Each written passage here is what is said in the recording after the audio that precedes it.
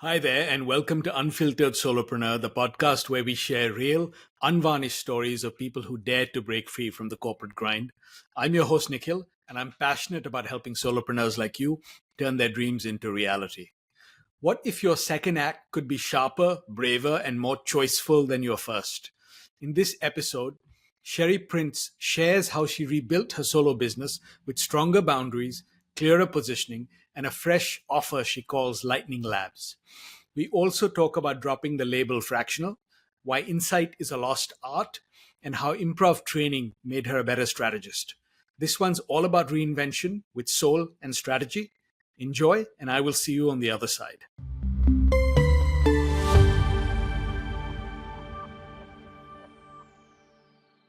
Hi, and welcome to a new episode of Unfiltered Solopreneur. I'm Nikhil Vaish, your host, founder and CEO of Boost Solo. My guest today is an Effie-winning, brand-whispering, second city-trained improv enthusiast who's cracked the code on what women want, turned serial into a cultural moment, and now helps businesses and brands find their strategic spark. Welcome to the show, Cherri. No, thank you so much. Great to be here. It's wonderful to have you. So I'm excited for our conversation. So we'll dive right in. So you've had a really impressive career helping major brands tell their stories. You've even run your own successful consultancy before. So what inspired you to return to solopreneurship and launch your new business in September last year, I believe it was? Yes. Well, I had a bit of a pause that I thought more about, do I want to go client side? Do I want to go back to the agencies? And I eventually realized maybe it's because I've had a diverse career. There wasn't exactly the perfect position. And my standards were pretty high this time around, that I wanted that perfect spot to be able to make an impact and enjoy it and love what I'm doing. So that's why I think in Nikhil, it was because I wanted to create the things that I was most passionate about, that I also knew that clients needed. And in the past 6 months, I've done a lot of talking to senior marketers and leaders in sales and marketing to figure some of that out. So that's really what I based the new venture on. So building a business the first time is usually a learning experience, but the second time it may be more strategic, right? So what lessons did you learn from your first experience that are shaping your approach to this chapter differently? Yeah. I think the first time around, it really was, I said yes to anything. Right. Yeah. It was from nonprofits to companies I didn't know much about. I just said yes a lot. And I don't think I had a real focus area or North Star for the business, other than tethering what I had learned over the years about brands that want to grow their business with women. And even though that was the focus, again, in that kind of say yes to anything mindset, that wasn't all that I was doing. I was, again, doing whatever, saying yes to the business because of probably out of fear and a little bit of lack of confidence at the time. So this has been almost, just to compare and contrast, almost 12 years later, that I've got more life experience under my belt. I've got more work experience under my belt, in a few with on the company side as well. And I've got a North Star that really is kind of starting to, I wouldn't say I'm not saying yes to a lot, but more choiceful than before, and even crafting my kind of services around kind of 3 pillars that I'd identified. And that was kind of the work I didn't do before. Well, I mean, and which is pretty amazing though, because you ended up with an exit on your first consultancy, if I'm correct, right? Yes. So you did pretty well the first time around. So I'm waiting and sort of watching how well you did this time around. No pressure. Yeah. You said yes to enough things, and then it kind of coalesced into something clear around, getting a little bit more. Maybe I eventually did do what I did sooner this time around, which did focus more on hard to call women a niche, because women are over half the population. But yeah, I really did focus in on that. And that's what kind of caught the attention of, got, the success that I did have in the first round. And what's interesting to me is, so there are two things. One is there was a study that I read just this week. I think UPenn and Stanford and like the Social Security Administration or the Small Business Administration conducted a study. And what they found was that the most successful entrepreneurs are not in their 20s, they're not in their 30s. The average age is 42. So typically they skew older, the ones who are successful. And the reason is because you were saying a minute ago, life experience, a better understanding, actually having been in the trenches versus, potentially just having some textbook or frameworks and knowledge like that. So Yeah, I like that study. yeah, I do too. With that, yeah, that makes a lot of sense to me. It's accumulated wisdom over time, and that's something in the corporate world that sometimes is undervalued. And so as I have found, being a solopreneur, to say, hey, I can bring that in. You don't have to kind of hire me full time, but benefit from that. I'm also getting some positive feedback to that about, wow, that's a lot of experience we can tap into. So I like that study that you shared. It does make sense. Yeah, absolutely. And I agree with you. I think a lot of corporations have sort of become penny wise and pound foolish about that, right? So, and the other thing that's interesting to me, and I wonder about your perspective on this, is they talk a lot about product market fit, right? And yet I almost feel like the way you just described it, you have to say yes to a lot of things, I think, initially, to figure out how to sharpen your offering, to figure out who your audience is. I'm not saying sort of like throw the kitchen sink out there, but I think it's not a bad idea it's not a good idea, I should say, to turn down everybody and be so niche specific when you start out. Now, 6 months in, I think you need to start, 6 months, 1 year in, you need to figure out who your niche is and then niche down. But what's your feeling about that? Yeah.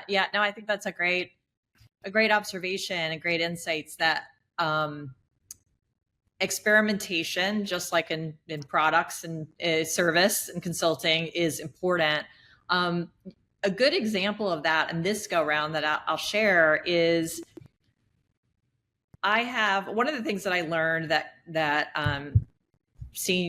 marketers and salespeople and people in organizations are really frustrated with is the speed of things, meaning slow, like lack of urgency, or not being able to get people together to solve a problem. And these are issues that could have a big impact on the business.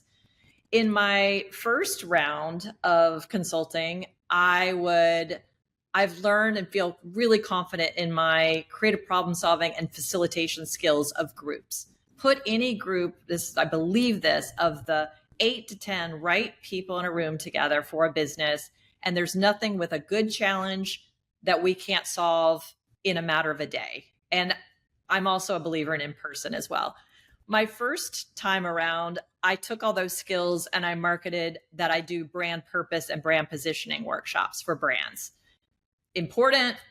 This time around, I realized, boy, why limit it?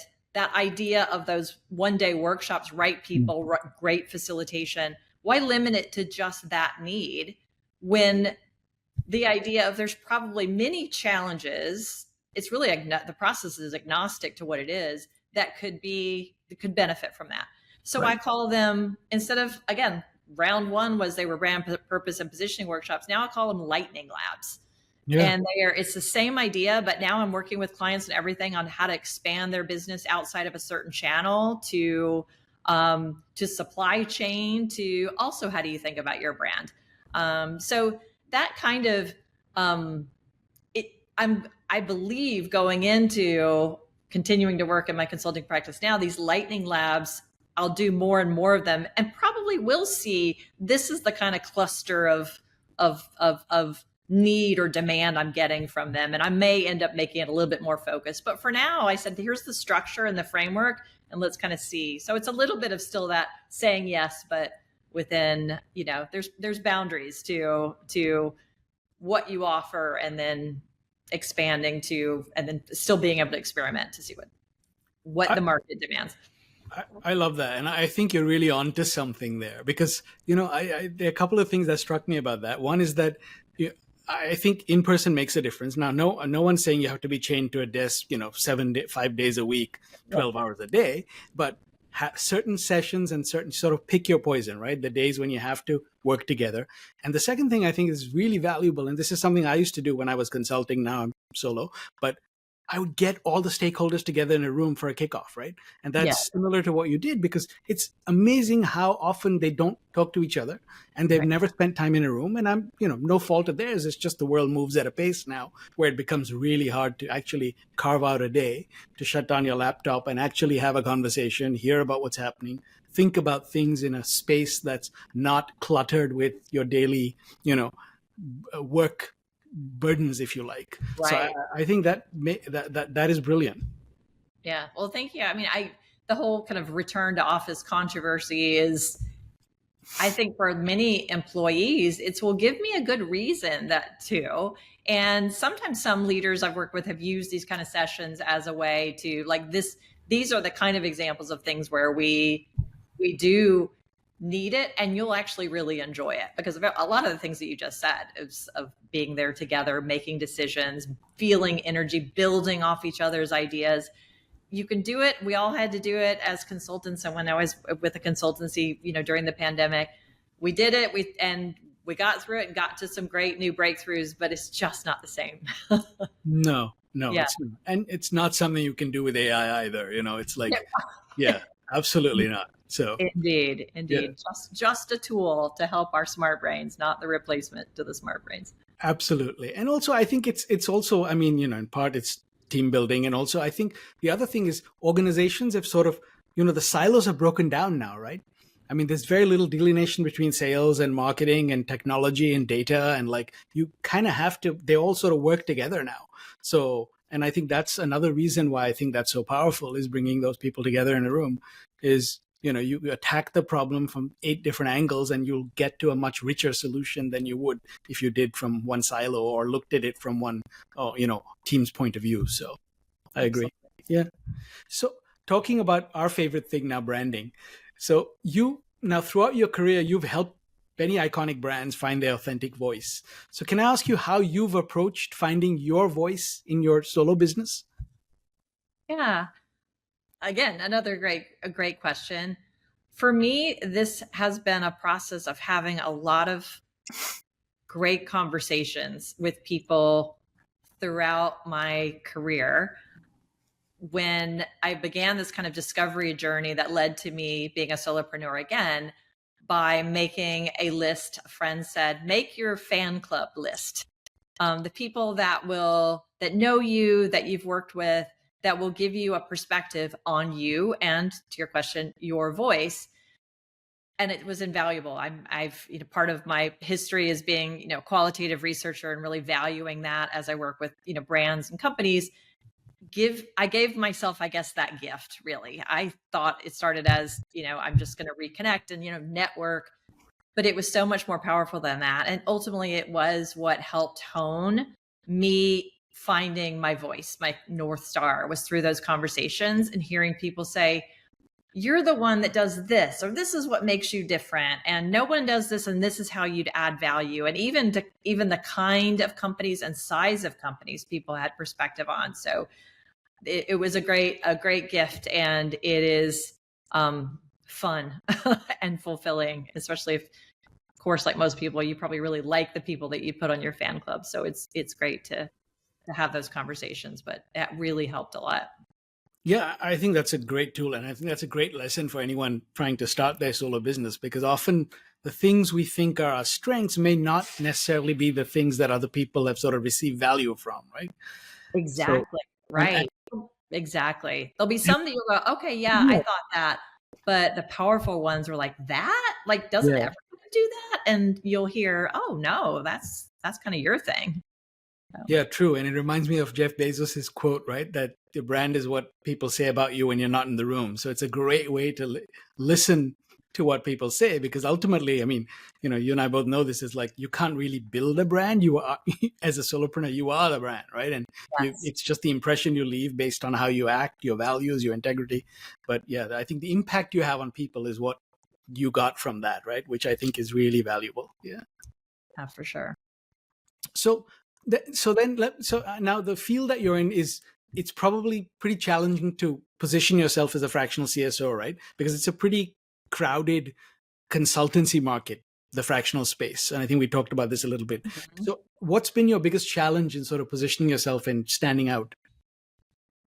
Yeah, I think the term fractional, CMO or CSO has maybe it's tired out a bit. And that my perspective on that, or it's gotten a very specific meaning. I've gotten some feedback from someone that was in my fan club, and I reached out to, and the comment was, "We don't need fractional support right now." And I thought, because she was a friend, I was able to kind of unpack it a little bit. And I don't know that I'm going to use that term anymore, because the meaning had, I need to come in and we've either have a talent outage or need to make a hire.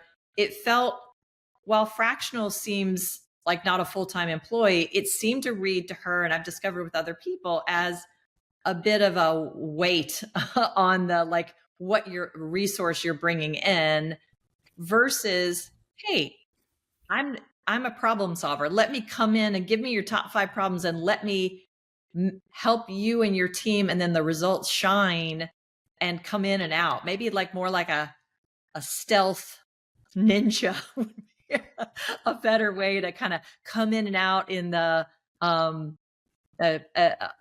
heard the term kind of a special force, coming Yep. in, versus fractional. So I guess to answer your question, I'm myself, because of what I'm learning it means, may not be the most powerful. And it's been around a bit. And we're all, just like in marketing, things that have been around a while, they get cliched or have some meaning that sometimes you don't always necessarily, want to connect to. So I may use something else then. I'll work on what that is. But mostly it's how can I help, really, with Yeah. the I have. And actually that ties back to what you were just saying about your lightning labs, right? Because Mhm. you've taken what you would normally, how everyone would sort of position themselves with sort of our background, and turned it into something that can apply more broadly, but it's still very specific. So I really like that. And I agree. It's like the fractional market seems to have just sort of exploded, because I mean, I remember like a year or two ago, that was like, I'm not even sure when the term was coined, like even solopreneurship, right? I Yeah. don't remember the word existing a year ago. So, and all these trends come now. Personal branding, of course, is the next big thing, right? Where everybody from the CEO to their offspring needs to have a personal brand from the Mhm. day they're born. Yeah. I know. Had my kids are older now, I would have had to think of their brand and their profiles and what pictures I show when they were little. So you're right. Maybe I know. in utero they might need profile. Yeah, maybe we need to start thinking about Yeah. shaping their brands before they're born. Oh, yes. Yeah. Yeah. Okay. There could be a market there. I hope we don't go there, but Yeah. yeah, Yeah. we Yeah. should talk if that does transpire, and be Indeed. the first movers in that market. Yeah. So you mentioned that you come in with a fresh pair of eyes to help brands, right? So how do you maintain your fresh perspective after spending a number of years in this industry, and then also how do you help your clients do the same with their own brands? Hmm. Great question. I I am on, maybe it's because I'm a solopreneur, I'm on LinkedIn a lot. And maybe it's just because I have a wide breadth and depth of in my network, that I see a lot of fresh ideas and fresh thinking there. The other way is in marketing, Ad Age, Ad Week, it's still very relevant. And so, what they're saying, as well as related, because I went to an Ad Age conference in September, which was outstanding. Conferences, to me, when I was the chief growth officer of a consultancy, conferences were about networking, and then maybe bonus, I learned something. And I've discovered I flipped that mindset, that they are about learning and staying fresh and curious, and adding value to myself to add value to people I'd work with. And then networking, lucky strike extra if I were to, meet a new friend. So those are some of the ways that I do it. And the other is just constantly staying curious about people, stepping inside their shoes. What are they thinking? Not staring at my phone all the time, putting it down and people watching, observing, humor. I could scroll like a lot of people, Instagram or Facebook on, but anything that's, that this SNL 50th anniversary was all historical sketches. And I say humor because I really do see it. One, it's not just for entertainment, but in my brand of consultancy, it's a really important source of kind of fresh inspiration. Humor is all about what are tensions, and especially like the Jerry Seinfeld, Jim Gaffigan, Ellen DeGeneres brand of humor is really relevant. So Leanne Morgan is another one that I think is just, it's a way to stay fresh on like what are they talking about as annoyances that some brands or clients could help with. Yeah, I love that. That is actually a great insight because they base their humor on observation of humans, right? I mean, that's what they, and that's why we connect with them, and that's ultimately what we always say brands are, right? Is connecting on an emotional or a human level. So you have to. So it is amazing. I feel like this generation, without sort of chastising them, they're missing out on 80% of the inspiration that you get, right? Like I agree with you. I never have my phone when I'm walking on the street, and I walk home every night just so I can sort of pay attention to what's happening and like look around. And I love people watching too, not in a creepy data gathering way, but yeah, just yeah, Curious way. exactly. It's childlike curiosity, Yeah. not the Big Brother curiosity. Yeah. Yes. I did want to mention that one of the things I've learned in talking to marketers over the past 6 months is another big gap, just based on what we were just talking about, and you saying you observing people, human beings, is a skill gap that many of them identified has gotten really wide in the past 5 to 10 years. And that is about insightfulness, Right.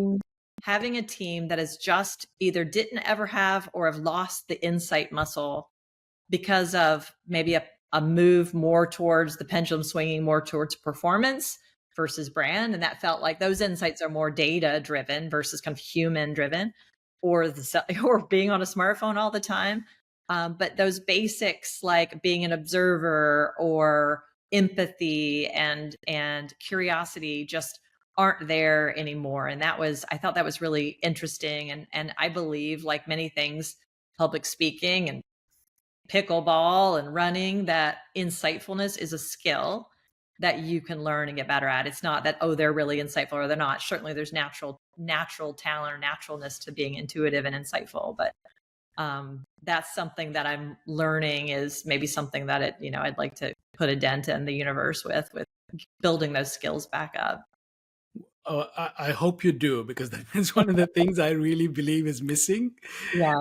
in our world today. And I feel like if we had more of that, we would have fewer problems in terms of that screen time creates, right? That we know exists in terms of depression, loneliness, lack of social engagement and skills, and all the other things that sort of are prevalent now, than perhaps more than they were before. I think at least the data shows that. And the other thing I agree with you is data are not insights, right? That's what people have sort of mistaken or substituted the two for, but it's not the same thing. Yes. Yeah. It's often used as a synonym, and they really are very different. Yeah, for Right. sure. So I'm glad to hear clients acknowledging it and feeling the gap, right? So that's a good thing. Yeah. Here is the really simple insight test: is when you hear some data or an interesting fact, you'll say, oh, that's so true. That's interesting. Like 90% of diets start on Mondays. The most crowded day in a gym to this day is Mondays. But when you hear like, oh, wow, what we learn when we talk to people about that, your sense of control and feeling that you can do it is at its low point on a Friday, when you've kind of fallen off the kind of healthy eating exercise wagon all week. And that Monday is like New Year's Day, 52 weeks a year. That's so true. That's how you know you're an insight, when you landed on someone who says, oh, that's so true. an insight in marketing or an insight just about yourself at a cocktail party and someone to make some observation, Nikhil, about you. And yeah, that's so true about me, my kids, or whatever. So if you simple insight test is how do you react to it? Yeah, I love that. And also, I think the other thing you just sort of highlighted was data can tell you what, who, where, but not why, right? The why Right. is what you need to understand. Yes. And the other thing that's really interesting, which is just sort of funny, is that the reason self-driving cars, they're still struggling to have them, is because something they call the pogo stick problem. And that is basically human behavior is so unpredictable. So there's no way you can program it. So somebody will actually cross the street on a pogo stick. Somebody will, the same person might crawl across the street, might do it reading a book, might do it looking up the sky. So there's no way you can sort of, program all of these things in for the car to be able to react to absolutely every permutation and combination of being human. So, Interesting. which I think is a wonderful thing. Yeah, absolutely. Human beings. That's great. Stay silly and unpredictable. That's what I tell everyone. Yes. Yeah. Good advice. It's a superpower. So now, so you've also achieved a lot through your career, and like I believe you won 5 Effie awards. So let me ask you, what were some of the biggest challenges you faced along the way, and how did you overcome them? One of them is when you have diverse interest and a career path. Like I started in advertising at Leo Burnett in client service, but then kind of as the agency began to get into having a planning department in the late 90s, kind of looked over and was like, oh, that actually is what I really wanted to do, and moved there. And there's also innovation. I worked at Leo Burnett. Innovation. I befriended a woman at a client that she ran innovation for this beverage, healthy, better for you beverage company. And I was like, innovation. I like that. And so it actually, that did ultimately become a challenge in career pathing, in the kind of like, we don't know what to do with you.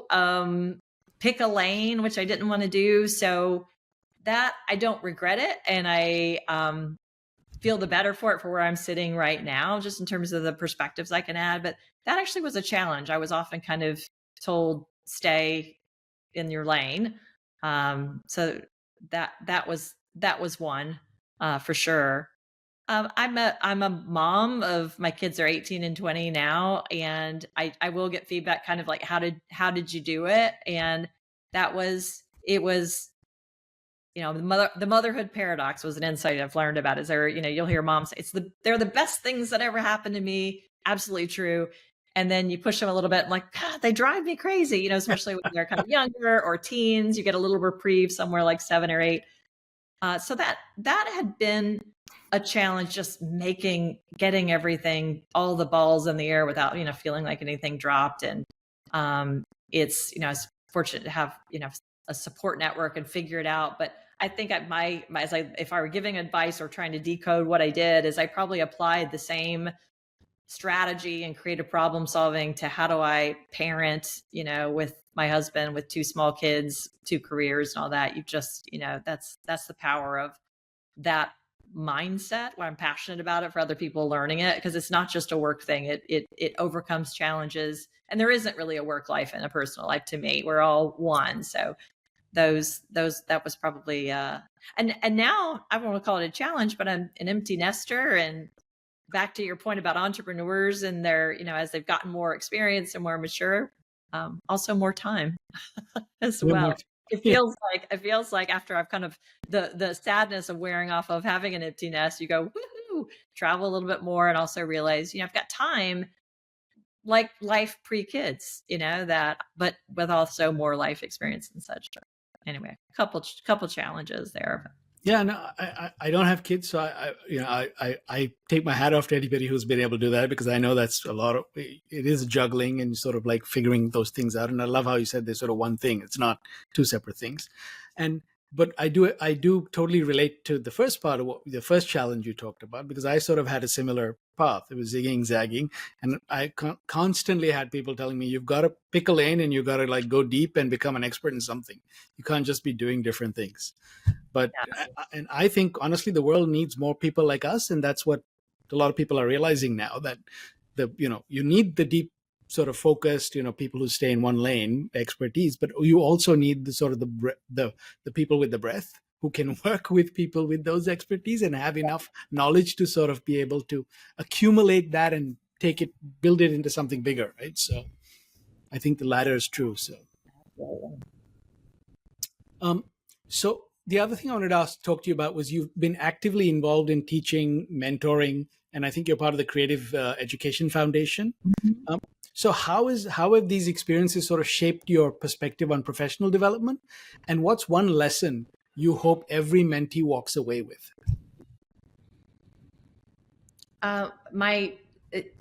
So creativity and learning the discipline of it, not just the intuition of being a creative person, really changed. It's not an understatement to say it changed my life.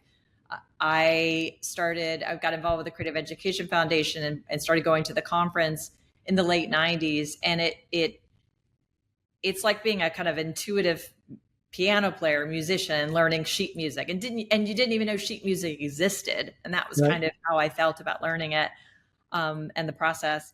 I eventually actually met my husband at the conference. So I consider my marriage and my two kids related to that.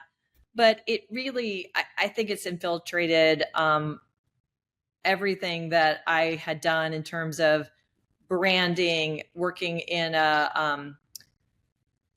collaboration is a word that's used often. I think it's a great word.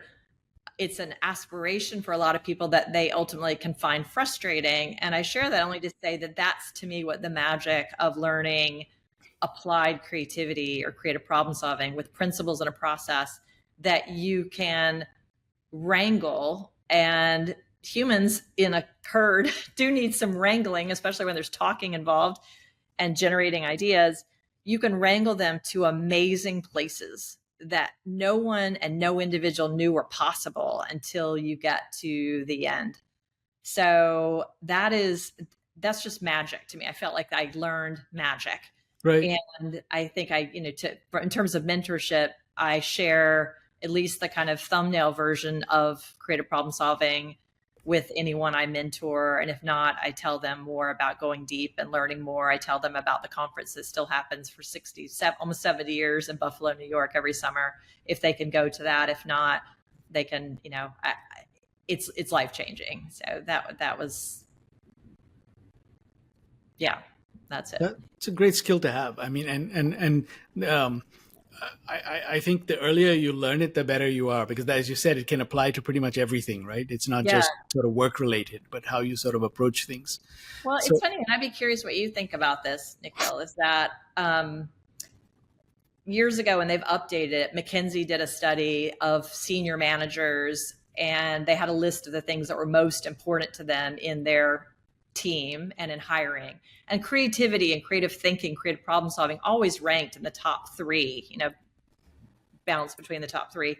And then there was another follow-up question about which skills do you find most difficult to think about skill building or training? And creativity always came to the top. Like, I don't know how to teach it. And I feel like everyone will nod along that creativity and creative thinking is really important, but sometimes I'm not sure if it's even seen as a skill or if it's seen as something you either have or don't. I was kind of curious when you said, yes, it's an important skill, just what do you think about it as a skill to be learned, or if it's not seen that way? I think it is a skill to be learned, right? I mean, I agree. I think I mean, there are good ways of teaching it and bad ways of teaching it. Maybe, I don't know. But I do think it's really important. And part of me also feels like it's solving more things with less. That's the way I think of a creative problem solving, right? It's almost like the scarcity mindset is the way I think of a creative problem solving. And I almost feel like, at least in my mind, that sort of got buried as we grew into sort of the data generation and what you were saying earlier in terms of performance versus brand. And that's kind of how I see the two things sort of sit, if that makes any sense. But that's kind of the way I think about it, is like, how do you get people to solve problems without all these tools, without all these crutches, without all these other things? Those things are important. but I strip it down to its most basic thing, and like it's almost like you've got, it's like you're out there and you need to start a fire, right? How do you creatively problem solve? That's the way I think about it, at least. And I'm not sure if that makes any sense, but Yes. Yeah. No, it does. And it doesn't need any bells and whistles of brains and maybe a flip chart and Post-its. right. And trail guide, I guess, to use your kind of scout analogy of making a fire. And yeah. Yeah, and maybe companies should start doing that again, right? Dropping people in the middle of somewhere and telling them to find their way back to the office. Exactly. You want to be remote? Here you go. Welcome to. You might have a new reality show idea there. Actually, sounds good. Remote work. Yeah, exactly. So I have to ask you about your improv. You're a graduate of Chicago's Second City Players Workshop. Mm-hmm. So how has the improv training and the yes and mindset influenced your approach to problem solving, to innovation, to your work? Yes. Well, I didn't know it at the time. I probably discovered improv before deliberate or applied creativity. But now that I know both well, they really are hand in glove. In fact, there's a lot of improv masters that attend this conference and are teachers of creativity. By the time when I took it, the Leo Burnett sent me to attend this, and others at Leo Burnett that wanted to do it, ostensibly to become better presenters, was really the kind of stated like HR, like this is a good thing for people presenting in an agency. But really, improv is all about listening. It is the best improvisers are about listening. And I learned that, and then I hope, brought that back. And you mentioned yes, and I mean, that is a fundamental principle of creative thinking, is building on each other. And yes, anding. And it's also, but even an improv scene, so going to draw the parallel between the two, is even in a give me an object and a action and you start a scene, it ultimately has a beginning, middle, and a closure and an end where everything wraps up. And the parallel to that in creativity is you make a huge mess, and that's what divergence is. You get people to say, don't judge, just yes and quantity breeds quality. That's been actually researched. It does. But then you pause and pump the brakes and say, now we're going to narrow and we're going to focus, in the same way a scene kind of comes to a kind of a beautiful little pointed, a point and an end. So they have those comparisons as well. It's also just was fun, and I, just again, the SNL 50 on the other night, seeing them, and many of them, came from Groundlings or Second City, and that skill set is probably something, not probably, it most definitely is something that the business world could use more of in a focused and directed way, for sure. And maybe a few more laughs too. Yeah, I agree. I did it a few years ago, right before the pandemic, just for fun. Yeah. And it was the most eye-opening, refreshing experience I had. Scary as hell initially, because like you said, you're like, you're sort of out there with nothing. And that, going back to what we were talking about, creative problem solving, you've got no tools, you've got no props, you've got nothing. You've just got to sort of use your imagination and, like you said, scaffold with the other ideas that people throw out at you, right? And you end up at a beautiful place. I've never laughed that loud before. Yes, exactly. So I do think every corporate leader should attend an improv session. Absolutely. Sorry, you were going to say something? Oh yeah, no, just to your point about you start with nothing, and you are literally creating, in people's minds, creating something, and it seems invisible, but you bring it to life. So it's back to magic. Yeah. And it's the power of the combined thinking that creates the magic, right? That's the thing I loved about, the way improv works, and the yes and mindset. So yeah, I try to remind myself of that as often as I can. Yes. So the other thing I wanted to touch on is you've co-founded Leo She, which was an agency within Burnett that focused on unlocking insights into women, right? Now, you also consulted on the hit movie What Women Want with Mel Gibson and Helen Hunt. So let me ask you first, what was that experience like? And then I want to talk a little bit about how your understanding of what women want in brands has evolved since the Leo She days. Yeah. How we came to meet, what we later learned was Nancy Meyers, the writer and director of many great movies. It's before and after that, but of What Women Want, is she had seen a little blurb in the Wall Street Journal when we had launched Leo She, with a study on women and beauty and how they see it, how they see themselves. It was called Bone Deep, and it's a whole new definition of beauty in the late 90s. And she called the switchboard and asked for, who was behind that. I got myself and a colleague on the phone and was very self-deprecating and said, "Oh, I've just kind of concepting this movie idea." And she was pretty pointed, like, "Why would you need a specialty consultancy for 51% of the population? I mean, that's ridiculous."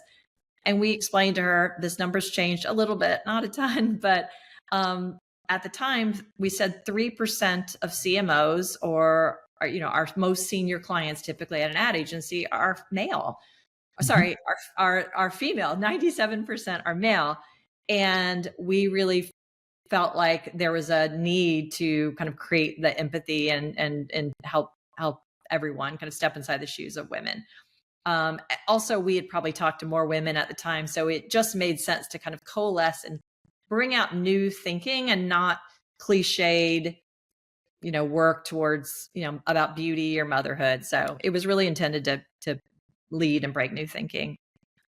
Since then, a lot has changed. I'd say a significant leader in the change was Dove and Campaign for Real Beauty, and really set the stage for the broader definition of what beauty is. And gosh, that campaign, I think it just had its 20th anniversary. They were on the Super Bowl again with amazing work every year. It's sadly more stories to tell, but they're still telling them.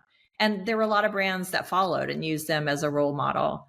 And there's, and of course, the rise of women's sports. There is still, I'd say more broadly, there's still a need for challenging conventions and cliches. Yeah. But it has gotten better. It really has gotten better. I'm happy to say that. And there's a lot less gendered even products and brand focus as there was back then. And I think that's a good thing. But yeah, no, I think a lot has changed. Yeah, and I think generationally too, right? Things have moved forward quite a lot, especially with Gen Z. They really view these things very differently. So I think that, but still, there's progress to be made. Like you said, the C-suite has still a very small percentage of women, and I think that actually shrunk in the last year. It went backwards the last year or two. Yeah. Yes, and same with agency leadership. Yes. If we were to meet 5 years from now, what would success look like for you? I would be working with a group of client partners that I really care about and enjoy working with. I would have the three things that are not most important, but are important to me in success is freedom. So it's a degree of freedom in the work. And creativity goes along with that, as well as purposeful, meaningful work, that it would still be making an impact, and then financial freedom would be important, and that is a measure for sure. I won't sound like it's unimportant, but it certainly is a measure of that was worthy. I mean, that is not the only by far definition, but that was worthy work that made an impact. And that's what it would look. More travel too. I'd add that in. So that would be success. I love that. You just described my idea of retirement. Just working on the projects you love, being able to travel and have fun. Because I'm one of those people. I'm like, I never want to stop working because I love what I do. Right? I just want to do it on my own time, on my own schedule, with the people I want to work with. Yeah. Okay, I've got the term for you that I've heard a few months ago. It's like solopreneur. So you heard it here first. Rewirement. Rewirement. Oh, Yes.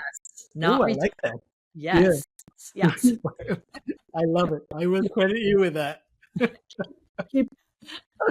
Thank you. So, if you were to offer one piece of advice to somebody wanting to start their solopreneur journey, what would you say to them? I would say people support what they help create. So as you create, even though it's called a solopreneurship, you really aren't creating it alone. And embrace the help when people say they want to help. And to me, that's helped in career success. And then actually when I get into the work, but people support what they help create. So let them help. Yeah, I love that. I think that's really great advice on this journey. So is there anything else you'd like to share with our listeners that we haven't covered, Cherri?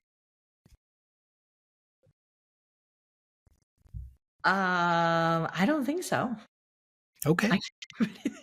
That's fine. No, we've had a great conversation. Yeah. We that will bring us to our rapid fire round. So fasten your seatbelts. Okay. All right. Whatever comes to your mind. Okay. So your favorite yes and moment in business. Yes, and let's go to Hollywood to pitch Netflix with a consultancy I was with. It was called Pitch Day, and it was crazy, but it was fun. And we yes-anded, me and my 3 really good friends and colleagues, yes-anded each other all the way to Hollywood. And yeah, that was awesome. A fun experience. Okay. What's one marketing trend you think is overrated? Influencers. I'm with you on that. We might get punished for that, but I'm with you. Well, yeah. So complete this sentence for me. Most brands think they need dash, but what they really need is dash. We covered it. I think most brands think they need more data, and I think what they need is more insight. Love it. If your personal brand had a theme song, what would it be? Oh, good one. Let's see. Here Comes the Sun. That's great. And lightning in a bottle, it sort of works. The lightning plug. Yeah, I got a weather theme going. Yeah. If you could give your younger self one piece of advice, what would it be? Don't worry so much. It'll all work out as it's supposed to, and everything happens for a reason. You don't know that yet, but it'll become clear. Wise words to end the show on. Thank you, Cherri. That was awesome. Thank you so much for your time and all your insights. I really enjoyed our conversation.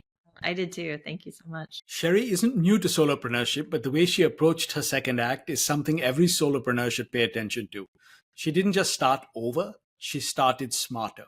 Here's what stood out to me from our conversation. You don't find your brand voice alone, you reflect it. Cherri didn't lock herself up in a room with sticky notes to figure out her brand voice. She built it by listening to her fan club of former clients and collaborators who reflected back what made her distinctive. Solopreneurs, stop guessing what makes you special. Ask people you've worked with. Your differentiator isn't always what you think it is. It's what others experience when they work with you. Say yes early, but get strategic fast. Cherri's first business was built on saying yes to everything. The second time, she's building with intention. Clear offers, tighter focus, and lightning labs that drive results. I've seen the same thing in my own journey. Early experimentation is valuable, but without a clear core, you risk dilution. I stayed anchored to the problem I was solving, but refined my offers based on real-world patterns and pain points I saw in solopreneurs. Insight is a muscle, and we're out of shape. One of Cherri's sharpest insights is that teams today are informed, but not insightful. The why is drowning in dashboards. Too much screen time, not enough curiosity. And she's on a mission to bring back that skill. Remember, data tells you what, insights tell you why. If you want to connect deeply with your audience, you need to observe, empathize, and listen, not just analyze.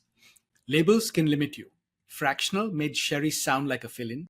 The label didn't match the value, and she had the clarity and courage to drop it. Language matters. Don't use trendy terms just because everyone else is using them. They can box you in. Create your own category if you need to. The right clients aren't buying a label, they're buying transformation. Creative problem solving isn't just for brands, it's for life. Creative problem solving isn't a niche skill, it's a way of moving through the world. Cherri uses it everywhere. Workshops, parenting, pivots. It's not about waiting for inspiration, it's about creating momentum with what you've got. So remember, don't wait for the perfect idea or tool. Start with what you have, invite others in, and build your way forward. Creativity is a way of thinking and doing, not a job title. Thank you for listening to Unfiltered Solopreneur. If you got value from today's episode, subscribe, leave a review, and share it with another solopreneur who needs this message. Until next time, keep breaking free from the corporate grind, and remember, your story is your most powerful asset. Live solo or die corporate.